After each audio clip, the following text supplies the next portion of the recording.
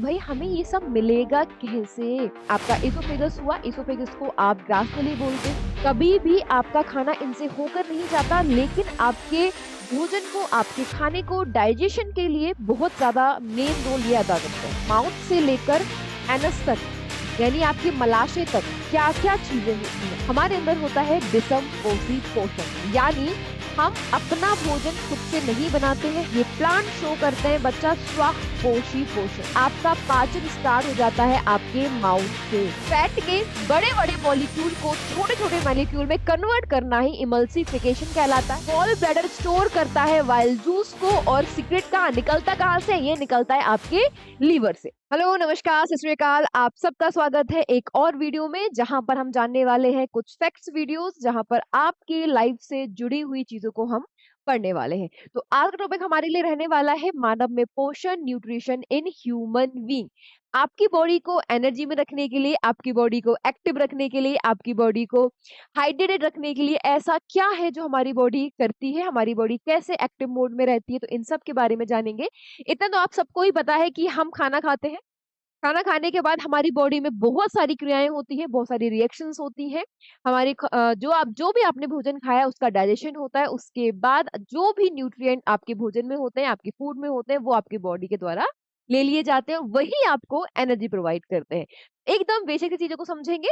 ये सीरीज़ चलेगी, हम यहाँ पर डेली लाइफ जुड़े हुए फैक्ट जो आपकी लाइफ से जुड़े हुए हैं, इन सबको लाते रहेंगे, तो हमारे साथ आप जुड़े रहिए।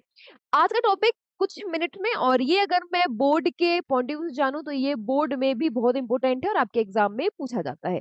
सबसे पहला पॉइंट तो आपके सामने ये रहने वाला है कि कौन-कौन से इंपॉर्टेंट न्यूट्रिएंट हैं आपके न्यूट्रिशन के लिए, जो आपकी बॉडी को एनर्जेटिक बनाने के लिए ज़रूरी होते हैं। तो आपको पता होना चाहिए आपकी बॉडी को फैट की ज़रूरत होती है। आपकी बॉडी को फैट चाहिए, आपकी बॉडी को प्रोटीन चाहिए, आपकी बॉडी को कार्बोहाइड्रेट चाहिए, विटामिन्स चाहिए, मिनरल्स चाहिए और वाटर। इन सब की ज़रूरत है अगर आप अपनी बॉडी को एनर्जेटिक रखना चाहते हो। अब क्वेश्चन आता है, ये क्वेश्चन मार्क आपके दिमाग में आएगा कि भाई हमें ये सब मिलेगा कैसे? कैसे बॉडी इन सब को ले पाती है? तो यहाँ पर ये जो खाने की चीज़ें दिख रही है ना आपको, ये यही वो चीज़ है जो ये सारी चीज़ें हमारी बॉडी को प्रोवाइड करते हैं। तो यहाँ पर कौन-कौन सी चीज़ें हैं? आपने खाना खा लिया है, कैसे-कैसे रिएक्शंस होती है आपको पता है। अगर हम ह्यूमन बॉडी की बात करें तो यहाँ पर आपके डाइजेशन के लिए कुछ इंपॉर्टेंट पार्ट्स होते हैं जो आपकी डाइजेशन में मदद करते हैं। जैसे आपका माउथ हुआ, आपका एसोफेगस हुआ, एसोफेगस को आप ग्रासनली बोलते हो। आपका लीवर हुआ, आपका ब्लड हुआ, आपका स्टमक हुआ, आपका स्मॉल इंटेस्टाइन और आपका लार्ज इंटेस्टाइन। हिंदी मीडियम वाले डरना नहीं है, मैम क्या इंग्लिश में ही बताएँगी? नहीं। मैं केवल आपको एक छोटा-सा इंट्रोडक्शन दे रही हूँ, अभी हम इसको थोड़ा डीप में जानने वाले हैं, तो वहाँ पर आपको, चाहे आप इंग्लिश मीडियम के हो, चाहे आप हिंदी मीडियम के हो, दोनों के लिए क्लास एफिशिएंट रहेगी। ठीक है? आ जाओ भई। ये है आपका पूरा डाइजेशन सिस्टम, यानी आपका पाचन तंत्र। इतनी क्रिया, इतनी रिएक्शंस होने के बाद हमारी बॉडी को न्यूट्रिशंस मिलते हैं। सोच रहे हो आप? सबसे पहले आप खाना खाते हो, समझ लो एक बार। सबसे पहले आप खाना खाते हो, खाना खाने के बाद आपके कहाँ से एक ब्रास, आपकी यहाँ पे सैलिवरी ग्लैंड्स होते हैं, जो लार ग्रंथियाँ बोलते हैं इनको। यहाँ से आपके कुछ एंजाइम्स रिलीज़ होते हैं। उसके बाद खाना थोड़ा नीचे आता है, यहाँ पर आपका होता है इसोफेगस, इसको ग्रासनली बोला जाता है। इसके बाद खाना आता है आपके स्टमक में खाना रहने के बाद यहाँ पर भी कुछ रस निकलते हैं, कुछ जूसेस निकलते हैं, जो आपके भोजन को डाइजेशन में मदद करते हैं। उसके बाद आपका भोजन यहाँ से आता है स्मॉल इंटेस्टाइन में। क्वेश्चन आ रहा होगा, ma'am liver, gall bladder, pancreas, क्या इनसे खाना नहीं निकलता? नहीं। कभी भी आपका खाना इनसे होकर नहीं जाता, लेकिन आपके भोजन को, आपके खाने को डाइजेशन के लिए बहुत ज़्यादा मेन रोल ये अदा करते हैं। क्योंकि यहाँ से भी बहुत अच्छे जूसेस निकलते हैं, जिनमें बहुत अच्छे एंजाइम्स होते हैं, जो हमारे भोजन को डाइजेशन में मदद कर रहे होते हैं। स्मॉल इंटेस्टाइन से होता हुआ जाएगा लार्ज इंटेस्टाइन में, और सबसे नीचे एनस से जो भी वेस्ट मटेरियल बॉडी से बाहर निकल जाएगा। ये आपको नॉर्मली एक मोटा-मोटा मैंने आपको बता दिया है। अब हम पढ़ते हैं स्टार्टिंग से, कि माउथ से लेकर एनस तक, यानी आपके मलाशय तक क्या-क्या चीज़ें होती हैं। सबसे पहले तो आपको ये पता होना चाहिए कि ह्यूमन में, हम अगर ह्यूमन्स की बात करें, तो ह्यूमन में कैसा पोषण होता है, ह्यूमन कैसा न्यूट्रिशन शो करते हैं। हमारे अंदर होता है विषम पोषी पोषण, यानी हम अपना भोजन खुद से नहीं बनाते हैं, हम अपने भोजन के लिए किसी दूसरे पर डिपेंड करते हैं।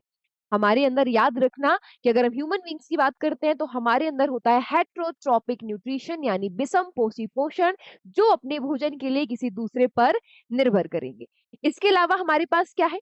इसके अलावा होता है हम होलोजोइक न्यूट्रिशन को शो करते हैं। यानी होलोजोइक क्या होता है? होलोजोइक होता है कि आप किसी भी चीज को लिक्विड सॉलिड के फॉर्म में खा रहे हो, आप उनको खाने के बाद प्रॉपर आपका डाइजेशन हो रहा है और डाइजेशन के बाद वेस्ट मटेरियल बॉडी से बाहर निकल रहा है, उसको बोलते हैं होलोजोइक न्यूट्रिशन। तो यानी ह्यूमन बीइंग क्या करते हैं? होलोजोइक न्यूट्रिशन को शो करते हैं और हम विषम पोषी पोषण को शो करते हैं। अब बात आती है कि हम किससे अपना भोजन लेते हैं, कौन हमें फूड प्रोवाइड करता है? तो याद रखना, हमें फूड प्रोवाइड करता है बच्चा आपके प्लांट्स। कौन प्रोवाइड करता है? प्लांट्स। अब क्वेश्चन ये भी आता है कि अगर हम हेट्रोट्रॉपिक शो कर रहे हैं तो ये प्लांट क्या करते हैं? ये प्लांट शो करते हैं बच्चा स्वपोषी पोषण को।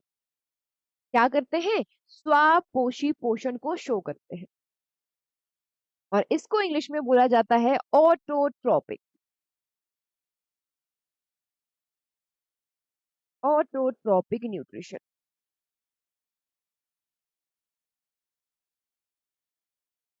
ठीक है, ये शो करते हैं ऑटोट्रोपिक न्यूट्रिशन यानी स्वपोषी पोषण। अब स्टार्ट करते हैं, कहां से स्टार्ट होता है? ये स्टार्ट होता है बच्चा आपके मुंह से। यानी हम ना पहले पढ़ेंगे कि पाचन तंत्र क्या है, कैसे आपका जो फूड है वो डाइजेस्ट हो रहा है, उसके बाद कैसे आपकी बॉडी में मिल रहा है। तो ये दो प्रकार के हैं। एक तो आपका स्टार्ट होता है जहां पर आपकी एलिमेंट्री कैनाल है, आहार नाल बोलते हैं।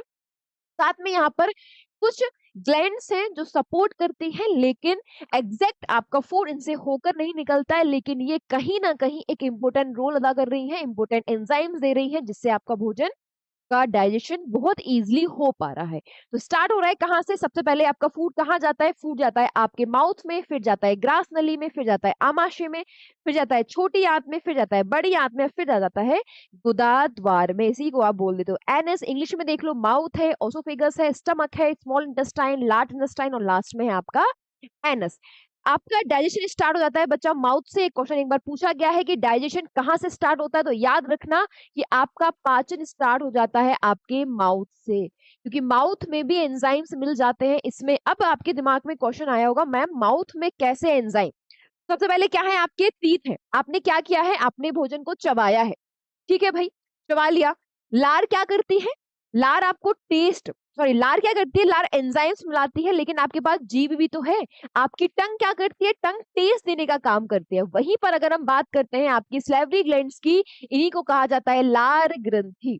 इसको कहते हैं बच्चा लार ग्रंथि। और ये लार ग्रंथि क्या करती है? यहाँ से एंजाइम निकलता है बच्चा टाइलिन, और ये टाइलिन एंजाइम किसको डाइजेशन मदद करता है? स्टार्च का डाइजेशन करने में मदद कर रहा होता है। यानी आपको यहाँ पता लग गया कि आपके भोजन का डाइजेशन, आपके फूड का डाइजेशन कहाँ से हो रहा है? माउथ से स्टार्ट हो रहा है। और कौन कर रहा है? लार ग्रंथियों से निकलने वाला एंजाइम यानी टाइलिन। उसके बाद भोजन कहाँ आया? फूड आया थोड़ा नीचे, यानी आपके फूड पाइप में। इसको कहा जाता है ग्रास नली यानी ओसोफेगस। इससे होता हुआ आपका फूड पहुंचेगा आपके स्टमक में यानी आपके आमाशय में। आमाशय में क्या होता है? आमाशय में बहुत इंपॉर्टेंट ग्लैंड होती है जिसको आप बोलते हो गैस्ट्रिक ग्लैंड। इसको हिंदी में कहा जाता है जठर ग्रंथि। इसके अंदर से एक रस निकलता है जिसको आप बोलते हो गैस्ट्रिक जूस, और इसमें मिले होते हैं कुछ एंजाइम जिसको बोलते हो आप पेप्सिन। साथ में होता है HCl, और एक और होता है म्यूकस। म्यूकस क्या काम करता है? म्यूकस करता है प्रोटेक्ट करने का काम। किसको? आपके स्टमक को। आपके स्टमक को प्रोटेक्ट करने का काम करता है। कौन काम करता है? आपका म्यूकस का, क्योंकि आपको पता है यहाँ लिखा हुआ है HCl। HCl क्या है? एक एसिड है, और एसिड आपकी बॉडी को जला देता है। और अगर ये आपके स्टमक के वॉल पे जाके चिपक गया तो हमारा स्टमक क्या हो जाएगा? हमारा आमाशय जल सकता है। तो म्यूकस बचाने का काम करता है आपके आमाशय की वॉल को। अब यहाँ पे लिखा हुआ है पेप्सिन। पेप्सिन क्या करता है? पेप्सिन प्रोटीन का डाइजेशन करता है, यानी प्रोटीन का पाचन करता है। तो याद रखना, पेप्सिन को एक्टिव करने के लिए, क्योंकि पेप्सिन को एक्टिव होने के लिए जरूरी होता है एसिडिक एनवायरनमेंट यानी अम्लीय वातावरण, और वो अम्लीय वातावरण कौन दे रहा है? HCl दे रहा है। ठीक है भाई। इसके बाद फूड कहाँ पहुंचा? फूड पहुंच गया आपका स्मॉल इंटेस्टाइन में, और यहीं पर इसका कनेक्ट देखो, यहाँ पर स्मॉल इंटेस्टाइन के 3 पार्ट है। ठीक है, ड्यूोडेनम है, ड्यूोडेनम है, इलियम है। ये अलग काम करते हैं, लेकिन इनके पास में ये जो कनेक्ट होते हैं जो 2 कौन-कौन से, वो है आपका लीवर और वो है आपका पैनक्रियास, ठीक है?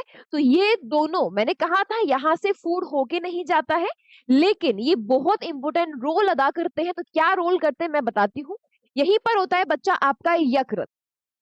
क्या होता है? यकृत, इसी को बोल देते हैं लीवर। अब मैम ये लीवर क्या काम कर रहा है? आपने सुना होगा वाइल्ड जूस के बारे में। तो ये जो लीवर है आपका, यहाँ से निकलता है वाइल्ड जूस और वो क्या करता है? वो करता है इमल्सिफिकेशन, यानी फैट के बड़े-बड़े मॉलिक्यूल को छोटे-छोटे मॉलिक्यूल में कन्वर्ट करना ही इमल्सिफिकेशन कहलाता है। और वो कौन करता है? वो करता है आपका यकृत से निकलने वाला पित्त रस यानी वाइल्ड जूस, ठीक है? इमल्सीकृत फैट मिल गया है हमें। अब वो थोड़ा-सा ट्रांसफर होगा कहाँ पर? नीचे की साइड, यानी है आपका स्मॉल इंटेस्टाइन में। लेकिन अब काम कौन करेगा? अब काम करेगा आपका पैनक्रियाज। और एक चीज और याद रखना, ये बहुत इंपॉर्टेंट फैक्ट है, एग्जाम में पूछा गया है आप लोगों के, कि जो आपका वाइल्ड जूस है वो सीक्रेट होता है यकृत से यानी लीवर से, लेकिन स्टोर होता है आपके गॉल ब्लैडर में। तो ये फैक्ट याद रखना कि गॉल ब्लैडर स्टोर करता है वाइल्ड जूस को, और सीक्रेट कहाँ निकलता, कहाँ से? ये निकलता है आपके लीवर से। अगला यहाँ पर जो आ रहा है वो है आपके सामने, जिसको हम बोल देते हैं अग्न्याशय। इसको बोलते हैं अग्न्याशय यानी पैनक्रियाज, ठीक है? पैनक्रियाज क्या करता है बच्चा? ये याद रखना, ये लिखा हुआ है, पैनक्रियाज से रिलीज होता है बच्चा आपका पैनक्रियाटिक जूस। याद रखना, पैनक्रियाज से क्या होता है? पैनक्रियाज से सीक्रेट होता है आपका पैनक्रियाटिक जूस। याद रखना, एक चीज और फैक्ट बता रही हूँ, कंफ्यूज मत होना, छोटी आंत सबसे ज्यादा देर तक आपके फूड को स्टोर करके रखता है। सबसे ज्यादा टाइम आपका फूड कहाँ पे निकालता है? आपके स्मॉल इंटेस्टाइन यानी छोटी आंत में, ठीक है? बाइल जूस लिखा हुआ है यहाँ पर। फिर आते हैं पैनक्रियाज यानी आपके अग्न्याशय में। यहाँ से निकलता है पैनक्रियाटिक जूस और यहाँ से रिलीज होता है आपका क्या? यहाँ पर 3 एंजाइम निकलते हैं, याद रखना। इसके अलावा और भी ज्यादा है, लेकिन आपको आपके सिलेबस के अकॉर्डिंग ये 3 ही पढ़ने हैं। आपका यहाँ पर है ट्रिप्सिन, यहाँ पर है लाइपेज, फिर है आपके पास एमाइलेज। ट्रिप्सिन, लाइपेज, एमाइलेज, ये तीनों हैं। और इन तीनों में भी क्या क्या होता है? यहाँ पर आपका प्रोटीन, यहाँ पर आपका कार्बोहाइड्रेट, और यहाँ पर आपका इमल्सिफिकेशन से जो करके आए थे आप फैट, वो भी।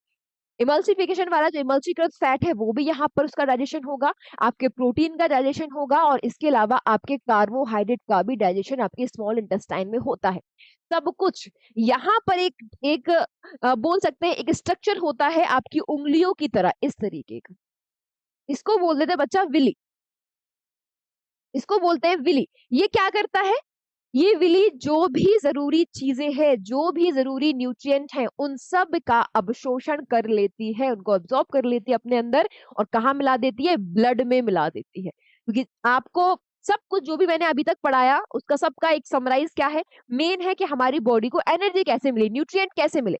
आपको पता है ब्लड फ्लो होता है, ब्लड सबसे अच्छा एक साधन हो सकता है जो आपकी बॉडी के हर एक सेल तक पहुंचता है, तो वो ब्लड है। तो आपकी जो बिली है वो क्या करेगी? जरूरी न्यूट्रिएंट को क्या करेगी? अवशोषित कर लेगी, और ब्लड के द्वारा आपकी बॉडी के हर एक सेल तक जरूरी चीजें, चाहे वो ग्लूकोज है, चाहे वो ग्लूकोज कार्बोहाइड्रेट होता है, उसके अलावा प्रोटीन्स है, विटामिन है, इन सबको पहुंचाने का काम कर देते हैं आपके हर एक बॉडी को। और जहां पर आपको क्या मिलता है? एनर्जी प्रोवाइड होती है, यानी आपकी बॉडी एनर्जेटिक फील करती है।